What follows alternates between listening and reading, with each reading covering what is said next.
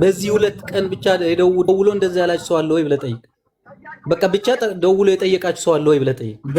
በዚህ ሁለት ቀን ውስጥ ደውሎ የጠየቃችሁ አካል አለ ስለ ዲኤንኤ ምርመራ?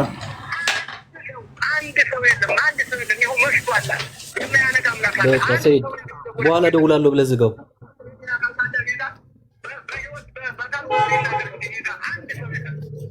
እሺ በቃ መልሰን እንደውልላችኋለን። ዝጋው አንዴ። እንግዲህ ሁላችሁም ይሄንን አዳምጡ። እሺ መልሰን እንደውላለን። መልሰን እንደውላለን። እሺ ስራ ላይ ስለሆን መልሰን እንደውላለን። እሺ ይናገሩ። ይሄን ብንሰማ ይሻላል። በኋላ እንሰማው። ይናገሩ እሳቸው። ቆይ ተዋረደ የሻበናት ሰው እንጂ ተቃጠል። ይኸውላችሁ አሁን አዳምጡ። هذا الحبشة وأهل الدلة اللي عندي بالحبشة أيوة واتفقوا على تحريم الناس أسبق الآن إذا سبقت حتى أبوه وأنا متحقق اسمعني ما قلت لك يعني قلت لك احنا نتواصل معهم تواصلت معهم وعلى تحليل أيوة تواصلت مع أهل البنت يسوون تحليل اسمعني ተመልከቱ። ለምንድን ነው የምታወርደው? ሰማችሁ? ያልሰማችሁ ወደ አማርኛ ስተረጉመው ይሄ የዛማን ነው የሚባለው ልጅቷን ያገታት ልጅ ሰውዬ ጋር ያሉ የመኖቹ የሱ ሰዎች ናቸው። ከልጅቷ ቤተሰብ ጋር አሁን ወደ ህግ ቅረቡ በተባለው ሰዓት ላይ እያወሩት ያሉት ማለት ነው። አውርተናል ከቤተሰብ ጋር የዲኤንኤ ምርመራ ምናምን እንድናደርግ ብለን ከነሱ ጋር አውርተን ጨርሰናል ምናምን የሚል ንግግር ነው። ለምን ታወርደኛለህ? አያችኋ? ቆይ ሚጣት ግባ ብለን ማን ነው የሚያስገባው?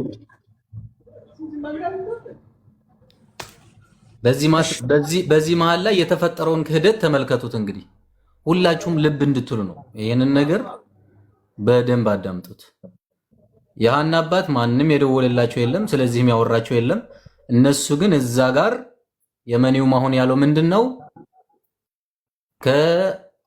ይሄኛው ይሄ ተክላ የሚባለው ከሃና ቤተሰቦች ጋር እኛም ደውለን ተነጋግረን የዲኤንኤ ምርመራ የሚደረግበትን እንትን አውርተናል ጨርሰናል የሚል ንግግር ነው። አያችሁ? ይሄንን ያዙት።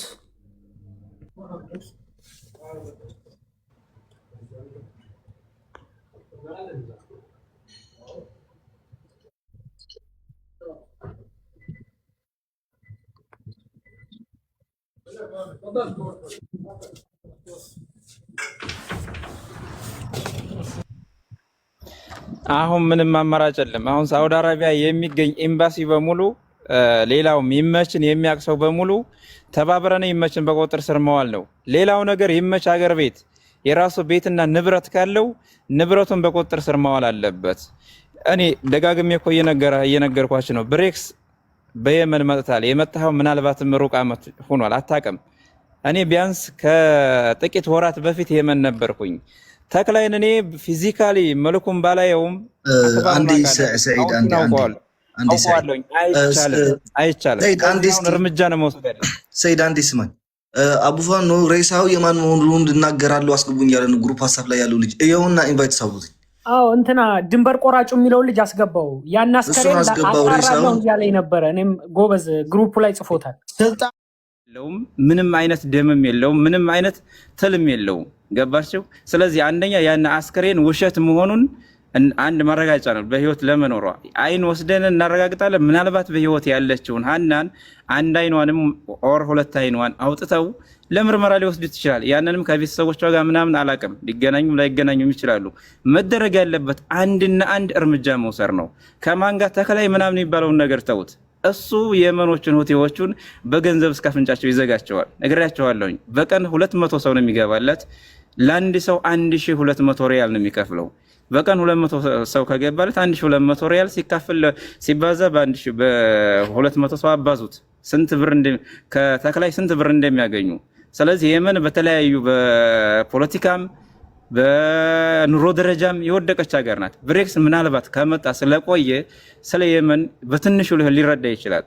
እኔ የመጣሁት አሁን በቅርብ ነው። ሆቴ የተቆራረጠች ሀገር ናት። ለራሳቸው የሚበሉት የሚቀምሱት የላቸውም፣ ገንዘብ ይፈልጋሉ።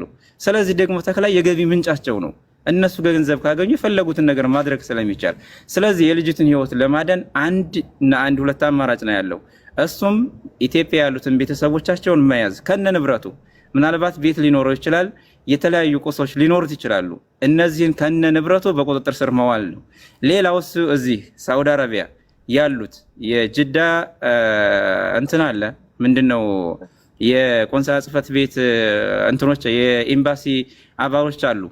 እነዚህ እሱም በቁጥጥር ስር መዋል አለባቸው። ከማን ከሀበሻ ከሚባለው ጀምሮ። ሌላው ከነሱ ጋር ሲሰራ የነበረው አንደኛው ልጅ ፎቶግራፉ ደርሶኛል፣ ፎቶግራፉን ልክላቸዋል። ያንም ልጅ በቁጥጥር ስር ይውላል። ለምን? እነዚህ ሰዎች አንደኛ ሁለተኛ ገዳይ ናቸው። የውሸት ምስክር የሰጡት ሰዎች ናቸው። በውሸት ይጠየቃሉ። የውሸት ምስክር በመስጠታቸው ይጠየቃሉ። ሌላው ነገር እንደገና ሴቷ ልጅ ከነሱ መካከል ምስክር ከሰጡት አንዱ ሰው ከተያዘ ሌላውን በቁጥጥር ስር ለማዋል ቀላል ነው። ይሄን ለማድረግ ምናልባት የሰውዬ ኢጋማ ይኖረው አይኖረው እኔ ስለማላቅ እርግጠኛ ስላላደለ ኢጋማ ካለው በኢጋማው ይያዛል። ሰይዶ ረባቦም ብሬክስም ስለምታውቁ የሳውዲ አረቢያን ህግ ስለምታውቁ በ10 ደቂቃ ውስጥ ይያዛሉ ኢጋማ ካላቸው። ኢጋማ ከሌላቸው እነዚህ ሰዎች ማንኛውም ሀበሻ ጠቁሙ ይመች የሚባለው ከነ ቤተሰቦቹ በቁጥጥር ስር መዋል ብቻ ነው ያለው አማራጭ። ይሄ ምርመራ ምናምን የወለቀ አጥንት የሆነ ቅል የሆነ ጭንቅላት አይታችሁ ምርመራ የሚባል ነገር አይሄድም። ሌላውን ነገር እኛ በምንሄደው የማሰዋለን የምትል ከሆነ ሰይዶ ረባቦ እኔ ሰው አገናኝሃለሁኝ እዛ የራሱንም ሀውሽ የተክላይንም ሀውሽ ያውቀዋል። ጎን ለጎን ነው ያሉት። ማለት ይሄ ሀውሽ ማለት ሌሎች ለማታውቁት ካምፕ ማለት ነው። የኔ ጓደኛ የካምፕና ይሄ የተክላይ ካምፕ ጎን ለጎን ነው። ስሙን አልጠቅስልህም፣ ማሜ ብለህ ትጠራዋለህ። እኛ ስም እንሰጠዋለን፣ ማሜ ብለናል። የፈለክበት ቦታ ድረስ አብሮ ለመሄድ ዝግጁ ነው። ዛሬ ቀን ላይ አውርቼዋለሁኝ። ይሄ ምርመራ የሚባለውን ነገር በፍጹም እንዳትቀበሉ። ከዛሬ ጀምሮ እዚህ ጋር ተቀምጦ ብዙ ወሬ ማውራቱ አይጠቅምም። ሬሳውንም ያሳዩትና አይቼዋለሁኝ። ኢትዮጵያ ውስጥ እንደዚህ አይነት ምርመራም አይደረግም። ስለዚህ ይመች የሚባለውን ሰው እንዴት በቁጥጥር ስር እናውለው? ኢትዮጵያ ያለው ቤተሰቦች እንዴት በቁጥጥር ስር ይዋሉ? ኢትዮጵያ ያለው ንብረቱስ እንዴት በቁጥጥር ስር ይዋል በሚለው ብቻ እንነጋገር። ኦኬ በቃ የይመች ነገር የሞተ ነገር ነው፣ የትም አያመልጥም ከዚህ በኋላ። እኔ ቁጥሩን አሳልፌ ሰጥቻለሁ። በጣም ለተተክላይ ጋር እየተከላከለ ነው ያለው። ተተክላይ ላይ በከፍተኛ ይሄ አሚር አፋው የሚባለው ጋራ በጣም ከባድ የሆነ ትንቅንቅ ነው የገቡት። ምን አገባህ አንተ እህት ናት እንዴ የታይተህ ምን ምስክር አለህ የሚል በጣም ጭቅጭቅ ውስጥ ነው። አሁን መጨረሻ ላይ ግን የወሰኑት ወደ ሰዓዳ። እኔ ይሄ ሰውዬ ይሄ የምሰማው የመኒ ይሄ ለተክላይ ጠበቃ የሚቆም የመኒ ተክላይን ይዞ ወደ ሰዓዳ ይመጣል ብዬ ራሱ እምነት የለኝም። ግን አሁን የጨረሱት ወደ ሰዓዳ እንዲሄዱ ነው። ይሄ በጣም አድካሚ ነው። እኛ እንግዲህ ይሄንን ርቀት ይሄድ ነው ምናልባት የአገር የሚኖር ቤተሰብ ወገኖቻችን ናቸው። ምንም በማያውቁት ወይንም በባለጌና በሌባ ልጆቻቸው የነሱ ህይወት ችግር ውስጥ እንዳይወድቅ በሚል ነው ይሄ ሁሉ ርቀት ይሄድ ነው እንጂ አንድ ቃል ይበቃ ነበር። የሚመችን ቤተሰቦች በህግም ቁጥጥር ስር ይዋሉ ወይም በሌላ አካልም ስር ይዋሉ ብሎ አንድ ወስኖ መሄድ ጠፍቶና አይደለም። ግን ወገኖች ስለሆኑ ዋጋ መክፈል የለባቸውም። ዋጋ መክፈል ካለበት ራሱ ዋጋ ይክፈል በሚል ነው ዛሬ 7 ነው 6ኛ ቀናችን። ይሄ ሊሆን አልቻለም። እንዳለው ሰያ እንዳለው ተክላይ በጣም ከጎኑ ብዙ ሰዎች እንዳሉና ከሱ የሚከላከሉ ቢሄዱም ለይምሰል ወይም ደግሞ ሰዓዳ ባለው ህግ ተጠያቂ ላለመሆን ሰዓዳ ላይ ባለው ህጋቸው ተጠያቂ ላለመሆን ቢሄድ እንኳ ሀቅ ይወጣል ብዬ አልጠብቅም። አንደኛ ሁለት አማራጭ ነው ያመጡት። አንድ በጎሳችን ማለት ወደ ጎሳቸው ከተውታል ማለት ነው። አንድ በጎሳችን ህግ ጉዳዩ ይታይ የሚል ሐሳብ አቅርበዋል። አንድ ደግሞ በህግ የሚል አቅርበዋል። አቤት ይቅርታ ሚዩት አድርጉ። ስለነ ማን ነው ድምፁን ቀንሼው ነበር። እናንተ እስካሁን ሳዳምጥ አልነበርኩም። ቮይስ እዚህ እያዳመጥኩ ነበር። አሁን ወደ እንትን ልትደውል ትችላለህ። ወደ ሀና አባት 3 ቀናቸው ስልካቸው እየሰራ አይደለም እኮ እችላለሁ። ወደ ሀና አባት ደውለ አሁን ማለት ነው ወደ እናንተ የደወለላችሁ ሰው አለ ወይ? ደውሎ የዲኤንኤ ምርመራ ምናምን ያወራችሁ ሰው አለ ወይ ብለህ ጠይቃችሁ። ይሄን ጥያቄ ብቻ እሺ። ከሰራልኝ ነው ስልካቸው እንግዲህ ሞክረው። አሁን እኮ የአባትየው ስልክ እኮ ለ3 ቀን እኮ አይሰራም። ምን ሆኖ ነው? በምን ምክንያት ስልካቸው የማይሰራው? ዝናብ ነው ብለዋል ቤተሰቦቹ።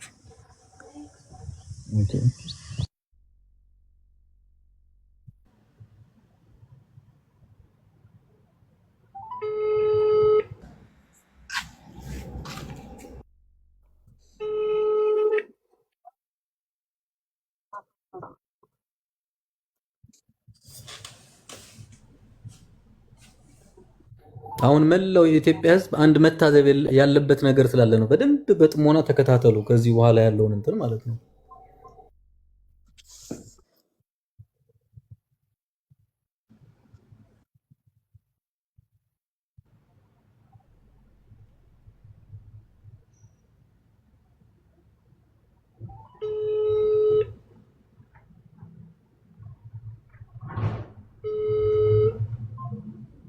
እንደዚህ ነው። 2 ጊዜ ጠርቶ ነው የሚዘጋው።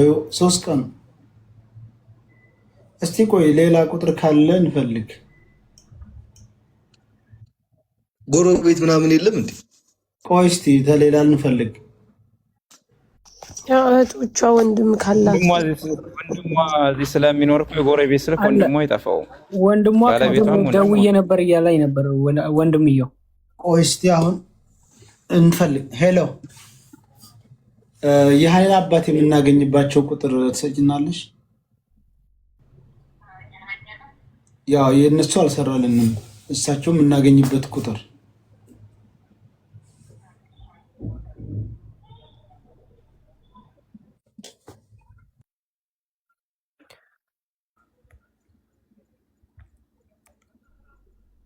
እነኚህ ደላሎቹ ሰሞኑን ያወሩት አባትየው ጋር በጣም ብዙ ሰው እየደወሉ እንደሆኑ ደርሶናል። መረጃው ሲያጭበረብሩ የነበሩት ልጃችሁን አስታርቁን ምናምን እያሉ እነሱም ለብቻቸው እየደወሉ እያስጨነቁ ነው አባትየውን። በነገራችን ላይ ህዝቡ ማወቅ ስላለበት ነው የተናገርኩት።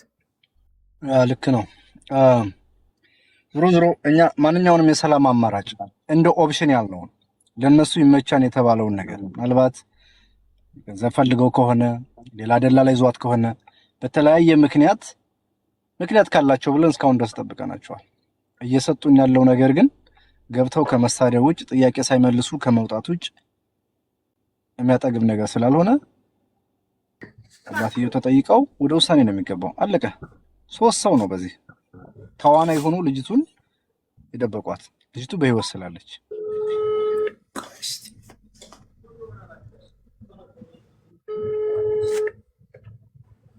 ሄሎ ሰላም ነው? ሰላም ነው። የሃኒ አባት ናችሁ? ስልካችሁ በጣም ከ3 ቀኑ 4 ቀኑ እየሰራልን አይደለም።